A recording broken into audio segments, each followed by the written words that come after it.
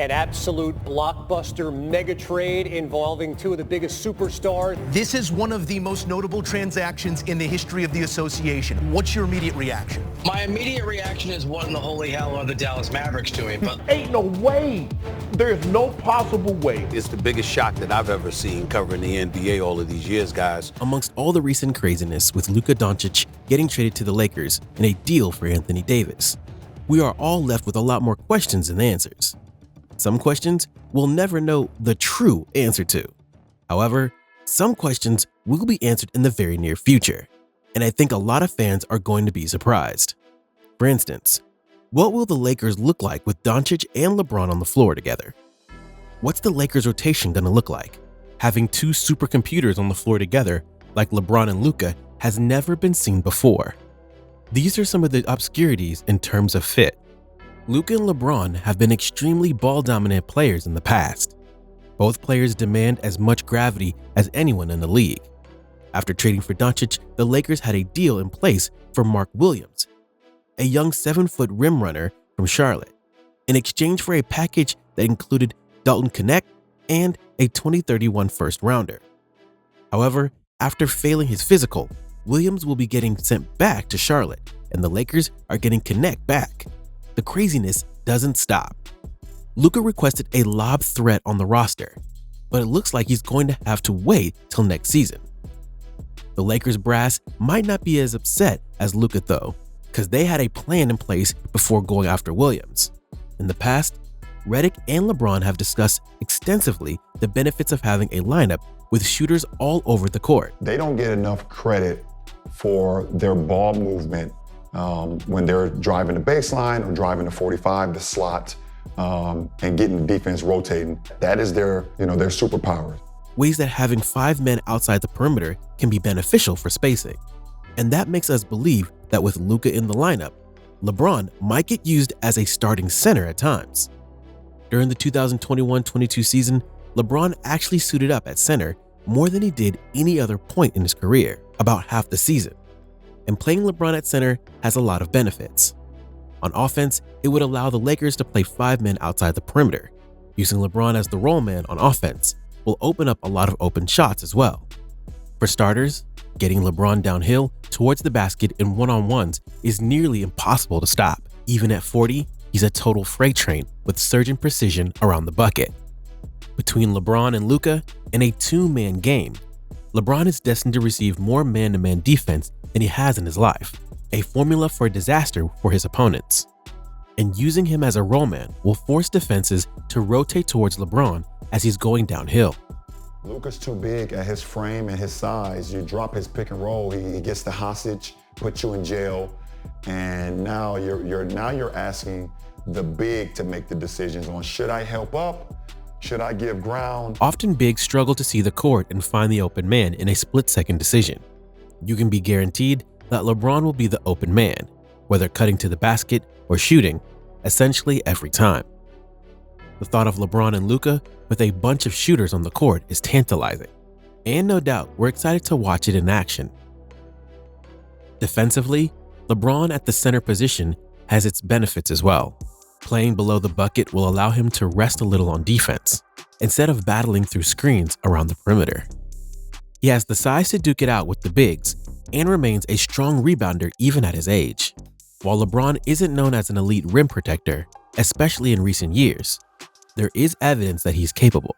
His 2.5 block percentage in 2021-22 was a career high, the year he started half his time at center. Though the rating isn't elite, it's passable. LeBron doesn't have the foot speed that he used to, but he remains above average in quickness for a center and has a lot of savvy tricks up his sleeve. Having LeBron playing free safety, reading switches and rotations as the last man has plenty of benefits as well. LeBron isn't an elite rebounder, but he ranks amongst the top 40 in the league in rebounding percentage. Luka actually does as well, but doesn't qualify this season due to a lack of games played. Even while the Lakers lack a traditional center, having LeBron and Luka will allow the Lakers to grab their fair share of rebounds. A healthy Jared Vanderbilt could be a key difference maker in that category. Rui Hachimura and Dorian Finney-Smith can make contributions in the rebounding department. Schematically, using LeBron at center and utilizing Vanderbilt and Finney-Smith as wing defenders will actually offer the Lakers some versatility. Remember, both Finney-Smith and Vanderbilt are just getting acclimated with the Lakers right now. Finney-Smith has a reputation as a pretty dependable 3-and-D guy who can effectively use his length and strength to guard multiple positions. An old teammate and close friend of Doncic, Finney-Smith has been lights out from 3 for the past couple years. He and Rui Hachimura are both shooting nearly 43% on the season, while bringing size and defensive versatility. JJ Redick has indicated that working Finney-Smith into a 30-minute per game role is a priority. Then comes the often injured Jared Vanderbilt, who has only played 4 games for the Lakers this year due to injury. However, in this short time, he has earned plenty of praise from Redick as being a disruptor on the defensive end. Remember, when healthy, Vanderbilt has shown that he can guard almost any position, though he struggles with heavier centers in the post. He isn't very good on the offensive end, but in the past has been used against opponents' best players at various positions. It would be great if he could knock down shots, but expect Vanderbilt to get utilized as defensive help for a roster that is clearly going to need it. Also, a huge X factor of this whole deal is Maxi Kleber, who just had surgery on his foot but was a lot more than a throw-in to the Luka Doncic deal. Just listen to LeBron and Redick raves about what Kleber brings to the table. I know he's been out for a while since round 1 versus the Clippers, but it does allow them to now start switching a lot. I do think there's times in certain matchups where Maxi can switch out on some of the Boston guards and contain him. He's a very valuable defender. At the very least, he can stay in front and use his length, right? Correct. At the very least. When healthy, Kleber is an incredibly underrated defender. With well above average shot blocking ability, and he has sneaky speed that you might not expect that allows him to lock down guards and wings. Kleber also shoots threes above 35% in his career and has plenty of experience playing with Doncic. In fact, during the Mavs run in 2022, Doncic, Finney-Smith, and Kleber played plenty of minutes together on the court and were very underrated. Having big, mobile bodies that can shoot from 3 like LeBron, Hachimura, Finney-Smith, and potentially Kleber, along with the defensively imposing but less offensively gifted Vanderbilt, will give the Lakers more front court options than you might imagine. Add Luka and Reeves as offensively gifted backcourt players, and the Lakers are going to have some limitations defensively, but will now be one of the biggest teams in the league. The Lakers wanted to surround LeBron, Luka, and Reeves with rangy, long defenders, most of which can shoot, while hiding up to 3 players on defense at the same time might seem impossible. The Lakers will have size advantages and great IQ. A rotation that sees LeBron, Vanderbilt, and Kleber, when healthy, playing center. Finney-Smith, Hachimura, and at times LeBron on the wing.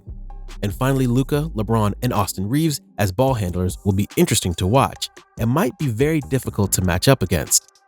They might just have the pieces in place to get it done. But we want to know what you guys think. What are you expecting a Lakers 8-man rotation to look like by the end of the season? Let us know in the comment section, and don't forget to subscribe to our channel for more sports news and insights. Thanks for watching, and see you next time.